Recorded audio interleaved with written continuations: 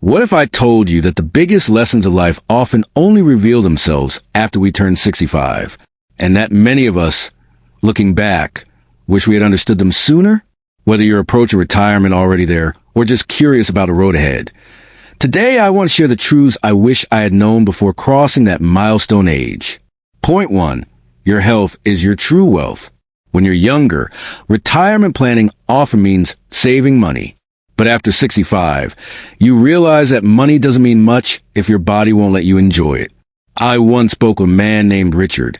He worked hard all his life, saved every penny, but neglected his health. By the time he retired, he had the money to travel, but his knees, heart, and energy levels held him back. On the other hand, a friend named Margaret started walking every day in her 50s.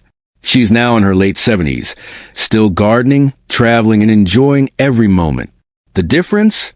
She invested in her health the way others invest in a retirement fund. Point 2. Relationships matter more than things. At 65, you look back and realize it wasn't the cars, the houses, or the possessions that brought the deepest joy. It was the people. Take Susan, for example.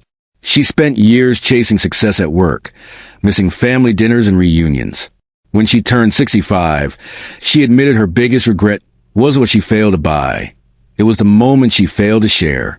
Strong connections with friends, children, even neighbors are what protect us from loneliness, which studies show can be just as damaging as smoking or obesity. If you're in your 50s or 60s now, nurture those relationships.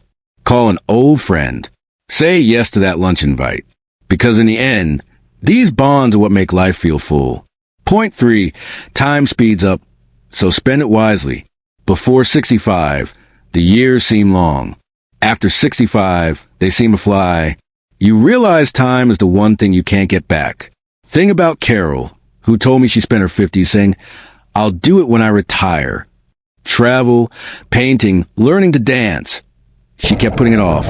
By 70, she finally started, but she regretted waiting. Don't wait for the perfect moment. If there's something on your heart, whether it's a trip, a hobby, or even a conversation you've been meaning to have, start now, because later sometimes never comes. Point 4. Money buys comfort, not happiness. Yes, financial security matters. But beyond a certain point, more money doesn't equal more joy.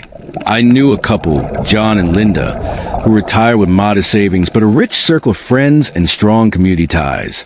They couldn't afford luxury cruises, but they filled their days with potluck dinners, local adventures, and volunteering. Meanwhile, another friend had millions but confessed to feeling isolated, anxious, and purposeless.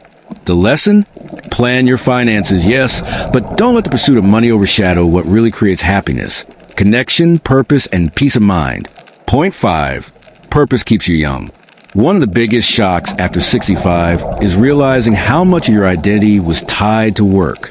Suddenly, the title is gone, the daily schedule disappears, and you wonder, who am I now? That's why purpose is so important. It doesn't have to be big. It could be mentoring younger people, volunteering, writing your story, or simply caring for a garden. Purpose gives you a reason to get out of bed, a sense of contribution. I think of George, a retired teacher who started tutoring kids in his neighborhood. He says it gave him more joy than any paycheck ever did. Purpose isn't about career, it's about meaning. Point 6. Letting go brings peace. By 65, you've carried a lot, memories, regrets, sometimes grudges. One of the most freeing lessons is learning to let go. I once met a woman named Elaine, who admitted she spent decades resenting her sister. At 70, she finally decided to forgive, not because her sister apologized, but because she wanted peace. That choice lifted a weight she'd carried for years. Life is too short to hold on to bitterness. Letting go creates space for joy, for healing, and for living fully in the time you have left. Point 7. Gratitude changes everything. The final thing I wish I'd known before 65 is that gratitude isn't just a feeling, it's a practice. Each day you wake up, each meal, each laugh with a grandchild, it all becomes more precious when you choose to notice it. People who live with gratitude don't just feel happier, they age better. They stress less, sleep better, and carry a lightness that others feel when they're around them. Gratitude turns ordinary days into blessings. clothes, and reflection. So, those are the lessons I wish I'd known before turning 65. Health is wealth. Relationships matter most. Time is precious.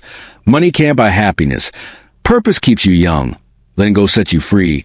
And gratitude makes life shine. Now, I'd love to hear from you. Which of these lessons speaks to you the most? Or what wisdom would you share with someone approaching 65? Leave a comment below. I'd love to read your thoughts. And if you found this video meaningful, please give a like, subscribe for more, and share with a friend who might need to hear this today. Because life after 65 can be beautiful if we live it with wisdom.